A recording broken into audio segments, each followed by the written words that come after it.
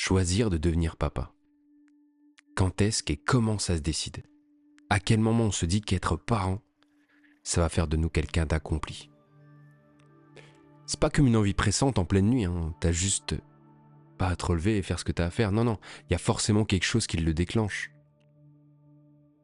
Ma femme est prête, elle va forcément finir par me mettre la pression, non? C'est logique. Mais c'est quoi? Et c'est quand c'est trop tôt? Il faut pas que ça soit trop tard. Sinon, c'est quoi le risque? Je vais être la risée de ma famille, de mes parents, de mes amis.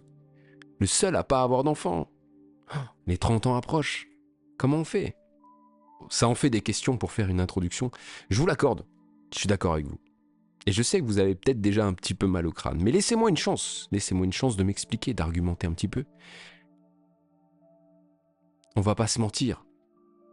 La majorité d'entre vous, si vous êtes là, si vous avez cliqué sur Papa Podcast, c'est soit que la jaquette est juste incroyable, et je suis d'accord avec vous, elle est incroyable, mais c'est aussi parce que ça a piqué votre curiosité. Vous vous dites peut-être, ça peut être intéressant éventuellement d'en savoir plus, d'apprendre peut-être quelque chose. Je me trompe? Je pense pas. Cette série de podcasts ne vous donnera aucune vérité. Elle vous donnera juste mon expérience à moi, qui, même si elle a été forte et qu'elle l'est toujours, encore aujourd'hui, elle a rien d'exceptionnel. C'est le statut de parent, en fait. C'est le statut de parent qui rend la chose vraiment exceptionnelle. Et loin de moi l'idée de vous donner des conseils, des bonnes pratiques. Mais ça se trouve, je fais les choses mal. Mais je fais les choses comme je dois les faire. Et comme ça vient. On va beaucoup parler d'instinct, en fait. Au final, je me rends compte que ça fait 1 minute que vous êtes sur un podcast et que je vous dis que je vais vous apprendre absolument rien. Enfin, j'exagère un tout petit peu, en fait. Je vais vous en apprendre des choses. Je voudrais pas vous faire fuir. La seule chose que je vais essayer de partager avec vous, en fait, c'est de vous écouter. C'est le plus important. C'est un peu bateau de dire ça. Mais vous écoutez vous-même, suivez votre instinct, repérez des signes autour de vous qui vont vous montrer, déjà dans un premier temps, que vous êtes prêt à être parent. Et rassurez-vous. Rassurez-vous. Dans cette série de podcasts, on va tout aborder. À part peut-être la conception. J'y reviendrai. Mais on va tout aborder. Et on va aussi parler des préjugés.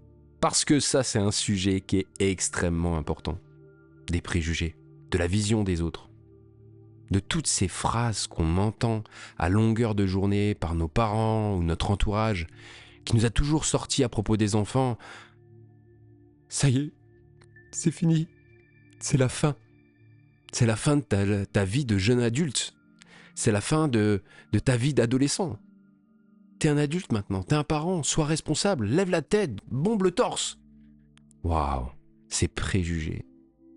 Catastrophique. Peut-être ce qu'il y a de plus drôle avec la conception, mais j'y reviendrai aussi. Mais vous inquiétez pas, en tout cas, tranquillement. Ça va bien se passer, je vous le promets. L'objectif de cette série de podcasts, c'est vraiment d'une manière la plus cool possible. J'ai quelques petites notes, mais je vous fais beaucoup de choses à l'arrache. C'est vraiment de vous parler de mon expérience à moi. Parce qu'elle m'a tellement choqué, dans le bon sens du terme, même s'il n'y a pas que des bons moments. Ça m'a tellement marqué que je me dis, j'ai besoin au fond de moi, peut-être comme une forme d'exutoire, de vous parler de ce que j'ai ressenti.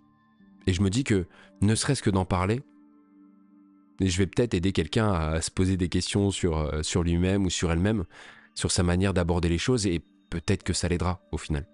Et ça, ce serait, waouh, une grosse satisfaction. Au cours de cette série de podcasts, on va aborder des thèmes très très différents, qui un petit peu de manière chronologique vont nous amener au moment où j'enregistre ce podcast. Sauf que quand j'aurai fini de l'enregistrer, on sera déjà à un autre moment dans le futur de ma vie et de la vie de mon fils qui sera mon présent à ce moment-là. Je me rends compte que là, je suis en train de dire ça et que c'est absolument pas clair du tout, alors que moi, je me comprends parfaitement. Pour résumer, vous allez me suivre de mois en mois, d'année en année. Mon fils, que j'aime plus que tout, vous allez pouvoir vous en rendre compte, c'est pas énorme, il a que 2 ans et demi. Mais j'ai l'impression qu'il a toujours été là.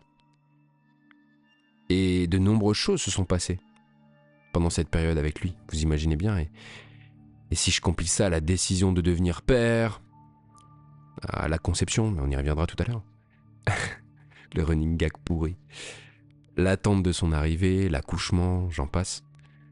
On a beaucoup de choses à se dire. Mais une fois que tout ça sera abordé, je pense que j'aurai continuellement des choses à vous partager, potentiellement les grandes futures étapes de ma vie, de sa vie à lui aussi. L'école, ses premiers amis, son rapport avec mes passions, la découverte de ses passions. Est-ce qu'il y a des choses qui vont concorder à un moment donné? On en rêve tous. Arrêtez de vous mentir. On a envie que nos passions découlent sur nos enfants. Mais bref, tout ça, j'ai envie de le vivre et j'aurais peut-être envie de le partager avec vous. Je pense aussi à la première fois où il me dira de la fermer et qui coïncidera, on va pas se mentir, la première fois où ma paume va... Il y a des choses qu'on peut pas dire en podcast. Non, ne frappez pas vos enfants. Vous avez compris. Mais en tout cas, il y a une notion installée très rapidement. Mais on y reviendra. Rien que de penser à tout ça, je me dis, mais dans quelle situation je me suis mis? Pas d'avoir un enfant, hein, mais de vous en parler aujourd'hui. Ça me stresse pas mal. Ce que je vous propose du coup, c'est de commencer. Mais avant toute chose, pensez, s'il vous plaît, à vous abonner si ce n'est pas déjà fait. Un petit like, ça ferait toujours plaisir. Et ceux qui me suivent sur YouTube, via YouTube, la petite cloche pour être tenu au courant des prochaines sorties des différents épisodes. Alors posez-vous, prenez un café, un chocolat, un thé, une bière, peu importe. Je m'en fous. Mettez-vous bien. Un petit paquet de chips, pourquoi pas. Alors faites juste attention aux miettes. C'est galère, après tu marches pieds nus, enfin bref, vous connaissez.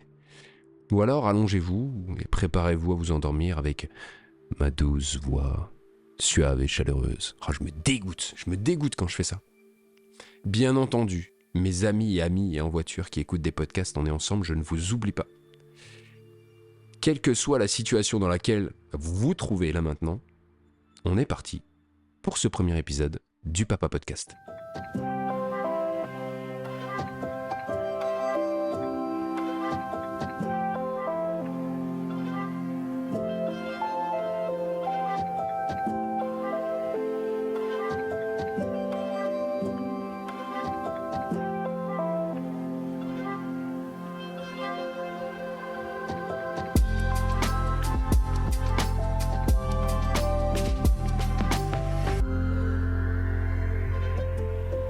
Alors quoi de mieux pour commencer que de vous partager peut-être un seul conseil, une seule chose, qui j'en suis sûr vous servira.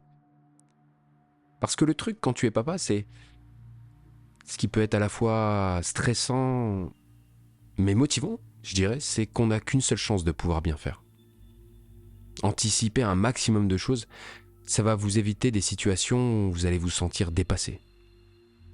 Alors il y en aura forcément des moments comme ça, mais si vous vous intéressez à tout ce qui se passe, à la conception, mais on y reviendra, que vous essayez d'être acteur ou actrice au maximum, ça peut vraiment vous aider à éviter de passer à côté de moments importants. Parce que c'est ça, le temps de la parentalité. C'est le temps de la rapidité. Je vais vous donner un exemple, vous allez voir, vous allez très vite comprendre. Vous vous rappelez quand on se disait qu'on était plus jeune, waouh, mais cette année de lycée, elle est passée à une vitesse! Eh ben là, croyez-moi, c'est rien. Vous allez découvrir ce qu'est la rapidité. Vous allez découvrir aussi plein d'autres choses. Mais la rapidité, c'est fou. Il y a deux grands philosophes qui s'appelaient les nègres marrons, que j'écoutais quand j'étais plus jeune et qui disaient « Le temps passe comme des voitures ». Mais c'est une putain de réalité. Le temps passe comme des voitures. Mais c'est tellement vrai. Je me le dis à chaque fois, je me dis, tu clignes des yeux, tu les réouvres, tu regardes derrière toi et le temps il est passé. Et t'as eu aucun contrôle là-dessus. Tu l'as juste subi, alors de manière extrêmement positive et des moments géniaux, mais le temps il est passé. Les années, c'est des claquements de doigts. C'est un truc de fou. C'est impressionnant. Et le temps il passe tellement vite qu'on peut se dire, mince, j'ai pas fait ci... J'ai pas fait ça comme ça, j'aurais dû le faire autrement. J'ai vraiment des regrets de ne pas l'avoir fait comme ça. Et dans ces cas-là, tu peux faire ce que tu veux. Hein. Tu ne remonteras pas le temps. T'as pas de machine pour ça. Il n'y a pas de système pour ça. C'est passé, c'est fini. Alors le mot d'ordre, en fait, c'est de tout vivre en accordant une importance toute particulière à chaque moment. C'est le moment un peu sérieux du podcast. Parce que je sais que vous vous dites, mais ouais, ça fait ultra bateau de dire ça. Je sais, je disais la même chose que vous. Mais ils avaient raison. Certains avaient raison. En vous sortant des citations, tu vas découvrir ce que c'est que l'amour. Waouh. Si vous saviez. Si vous saviez. Vous pouvez trouver ça ridicule et je vous invite à le faire. Parce que le changement sera encore plus agréable quand vous vivrez la parentalité. Je pense qu'aujourd'hui, tous les parents avec qui j'ai déjà discuté sont dans le même cas en fait. Et c'est assez fou. Et tu y retrouves énormément de points communs. Bon allez, je suis trop chaud. On commence. C'est parti. Chapitre 1. Je voudrais juste commencer par quelque chose que certains peuvent faire sans s'en rendre compte. Vraiment inconsciemment. C'est ce qu'on appelle la pression sociale. Elle est omniprésente autour de nous et je pense au réseau, à la télé. On nous a toujours dicté qu'on devait avoir des enfants. C'est un marqueur social de réussite et d'avancée dans ta vie pour certains. Il n'y a pas à aller à l'encontre de ça. Il y a des personnes qui sont convaincues. Il faut les laisser faire. C'est tout, c'est comme ça. Mais d'une certaine manière, ça nous influence. Et là, je parle des médias, je parle de tout ce qui est autour de nous, mais j'ai même pas encore parlé des entourages. Tu as 30 ans passés. Prends garde, mon ami. L'horloge biologique, elle file, elle court. Tu n'imagines pas comme tu rendras fière la famille quand on saura qu'une nouvelle génération va naître. Alors, quand est-ce que vous nous faites un petit, là? Ça fait des années que vous êtes ensemble, pourtant. Tu sais que plus je regarde ta femme et plus je me dis qu'elle ferait une maman parfaite. Tiens, mec, lui, c'est Titouan. Vas-y, porte-le. Vas-y, vas-y. Non, mais n'aie pas peur, tu vas pas le casser. Allez, vas-y, ça t'entraînera quand le tien arrivera. Honnêtement, des phrases comme ça, je pourrais en citer pendant des heures. Mais bon, je vais m'arrêter là parce que ça peut générer en vous quelque chose de à la fois de familier, mais de stressant aussi, d'une certaine manière. Alors, aucune de ces phrases que je vous ai citées, elle a vocation à vous blesser, à vous rabaisser. C'est toujours dit avec bienveillance, et vos proches, ils ne vous veulent que du bien. Ils veulent votre épanouissement familial. Mais, parce qu'il y a un mais, c'est un sujet épineux. Car même en partant du principe que toutes leurs intentions, elles sont positives, je pouvais pas m'empêcher de penser que ça me piégeait, que ça m'obligeait à emprunter une voie tôt ou tard. Que c'était dicté comme ça, c'était écrit comme ça. Et je me posais des questions et je me rappelle que je pensais à l'époque, oui, je veux des enfants. Je sais que j'en veux. Mais plus tard, j'ai juste envie de profiter encore un petit peu de ma jeunesse. Et cette phrase, elle est folle, mais en même temps, je sais qu'elle est partagée par certains et elle montre à quel point tu dois renoncer à quelque chose que tu aimes pour faire naître quelqu'un que tu vas aimer. Alors à la suite de ça, t'en discutes. T'en discutes avec ton conjoint, ta conjointe, tu t'amuses à établir une liste de prénoms, tu débats, tu rigoles en regardant une série Netflix sous ton plaid un dimanche après-midi d'hiver. Ah, moi j'aime beaucoup le prénom de Giannis. C'est grec, c'est magnifique, c'est solaire. Ah non, non, non, non, c'est horrible. Quand tu le prononces vite, Giannis, on dirait que tu dis chiasse. Et hop, une idée qui passe à la trappe. Et tu sais que tu dois rayer ce prénom de ta liste. Mathieu ? Non, non, non, abuse pas avec ce prénom. J'avais un mec dans ma classe qui avait ce prénom, il était con comme une table basse. C'est vraiment trop cool comme moment quand on y repense. C'était pas concret, tu rigolais. Et en général, tu finissais aussi par t'entendre sur un prénom, pour une fille, pour un petit gars. Et le but de ta conversation, en fait, il était atteint, ça allait pas plus loin. Puis il faut s'attendre aux discussions suivantes. Tu sais, par rapport à ton appartement, ta maison. Comment est-ce que tu l'aménagerais ? La projection. Se projeter et rajouter une personne dans nos murs, dans nos vies. Et puis au détour d'un câlin, je vous avais dit qu'on reparlerait de conception, bande de coquins, tu passes un moment dans les bras l'un de l'autre et tu rêves d'ajouter un bébé dans ta vie. Et puis ça s'estompe. Ça devient presque transparent, en arrière-plan. Moi, j'étais pas prêt. Je me sentais à aucun moment capable de gérer toutes ces responsabilités à un moment de ma vie où ma capacité ne serait-ce que de mettre mon linge au sale était justement remise en cause. Et ma justification était souvent la même. Elle était valable en plus. Tu sais, franchement, j'ai besoin de stabilité, et il faut qu'on soit stable, déjà financièrement, bla bla bla. Alors c'est bien, c'est vrai, hein, il paraît que c'est une marque de maturité. Mais au fond, je vais rien vous cacher. J'attendais un signe divin, j'attendais un déclic, un truc qui faisait que j'allais débloquer quelque chose en moi. Tu sais, un petit peu comme le même, je sais pas si vous l'avez, la référence de John Travolta dans Pulp Fiction qui regarde autour de lui. Et il regarde autour de lui, voilà, ça c'était mon mood en fait. Et pour être un petit peu sérieux en ce qui me concerne, ma femme et moi, on a vécu des moments géniaux, à s'aimer, à partager, à grandir ensemble. Bref, vivre des moments normaux pour un couple stable. Et puis comme une évidence, je l'ai demandé en mariage. Ouais, j'ai ressenti le besoin de le faire en sortant de ma douche un matin. Il n'y avait rien de particulier sur cette journée, mais ça s'est fait comme ça. Je me suis levé, j'ai pris ma douche, je me suis habillé. Je suis allé acheter une bague de fiançailles comme j'aurais pu acheter un sachet de soupe Royco à la tomate à Carrefour. Et quelques jours plus tard, j'ai fait ma demande. Et bien entendu, elle a accepté. Et puis, il y a les préparatifs. Encore une fois, cette pression sociale qui s'installe.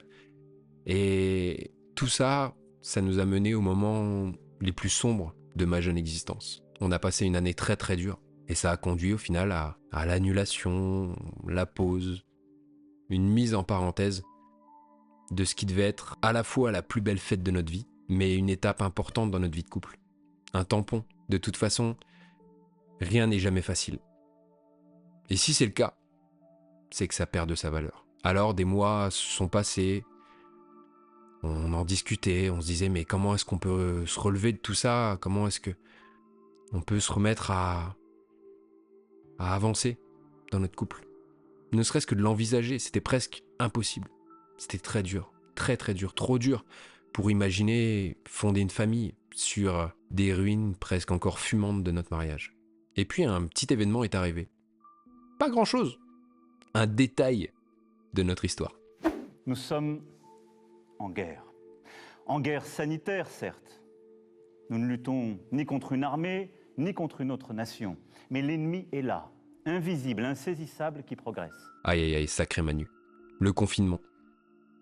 Je comprends vraiment tous ceux qui l'ont mal vécu, la détresse sociale, tout ce qui va avec, la peur de tomber malade, que les proches tombent malades, qu'il arrive quelque chose de grave dans notre famille, dans nos proches, dans nos amis. Je respecte vraiment ceux qui ont vécu un enfer. Mais moi, pouah, c'était exceptionnel. C'était exceptionnel. Ça m'a donné le temps vraiment de me recentrer sur moi-même. Ma femme aussi d'ailleurs. Et on a passé un mois de confinement l'un avec l'autre, à faire notre propre pain, à faire du sport dans le salon en poussant le canapé, et à regarder tous les jours sous un plaid, un jour de pluie, une petite série Netflix. Et je vous le donne dans le mille, qui dit série Netflix sous un plaid, on a de nouveau parlé prénom et de projection avec un enfant. Et j'ai adoré ces moments. Mais j'étais toujours pas prêt. Enfin, à la conception, si, hein, ça c'était pas le problème, mais j'étais prêt pour ça. Mais pour le reste, il y avait toujours une part d'angoisse qui était là.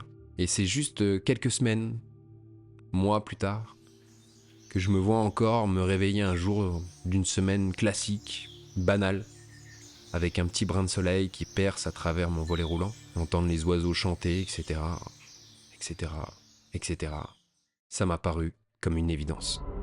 Je veux, ça y est, devenir papa. Vous vous rappelez ce que je vous ai dit en introduction? Ça n'arrive pas comme une envie de pressante en pleine nuit. Dans mon cas, le déclic, il est apparu un matin comme ça, sans raison. J'étais prêt. Je savais pas pourquoi j'étais prêt, pourquoi j'étais devenu prêt, qu'est-ce qui avait fait que mon état d'esprit, il avait changé du tout au tout. Je saurais pas le dire. J'étais prêt à ajouter à mon quotidien un petit moi. Prêt à bousculer mes habitudes, prêt à assumer tout. Prêt à rendre fier tout le monde autour de moi. Et prêt à voir dans les yeux de ma femme, on va vraiment le faire. On veut un bébé. Oui, je veux un bébé.